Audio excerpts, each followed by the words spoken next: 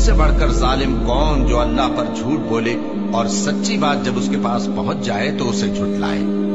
क्या जहन्नम में काफिरों का ठिकाना नहीं है?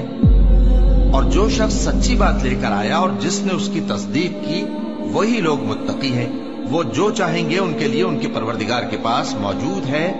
नेकूकारों का यही बदला है, ताकि अल्लाह उनसे बुराइयों को जो उन्होंने की दूर कर दे और नेक कामों का जो वो करते रहे उनको बदला दे।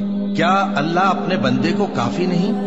और ऐ नबी, ये तुमको उन लोगों से जो अल्लाह के सिवा हैं यानी गैरुल्लाह से डराते हैं, और जिसको अल्लाह गुमराह रहने दे उसे कोई हिदायत देने वाला नहीं, और जिसको अल्लाह हिदायत दे उसको कोई गुमराह करने वाला नहीं। क्या अल्लाह इज्जत वाला, बदला लेने वाला नहीं है? और अगर तुम इनसे पूछो कि आसमानों और जमीन को किसने पैदा किया तो कह देंगे कि अल्लाह ने। कहो कि भला देखो तो जिनको तुम अल्लाह के सिवा पुकारते हो, अगर अल्लाह मुझको कोई तकलीफ पहुंचानी चाहे तो क्या वो उस तकलीफ को दूर कर सकती है? या अगर वो मुझ पर मेहरबानी करना चाहे तो क्या वो उसकी मेहरबानी को रोक सकते हैं? कह दो कि मुझे अल्लाह ही काफी है, भरोसा रखने वाले उसी पर भरोसा रखते हैं। कह दो कि ऐ कौम, तुम अपनी जगह अमल किए जाओ, मैं अपनी जगह अमल किए जाता हूँ। अनकरीब तुमको मालूम हो जाएगा कि किस पर अजाब आता है जो उसे रुसवा करेगा और किस पर हमेशा का अजाब नाजिल होता है।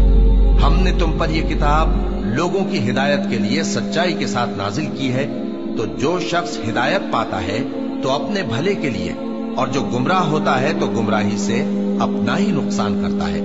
और ऐ पैगंबर, तुम इनके जिम्मेदार नहीं हो।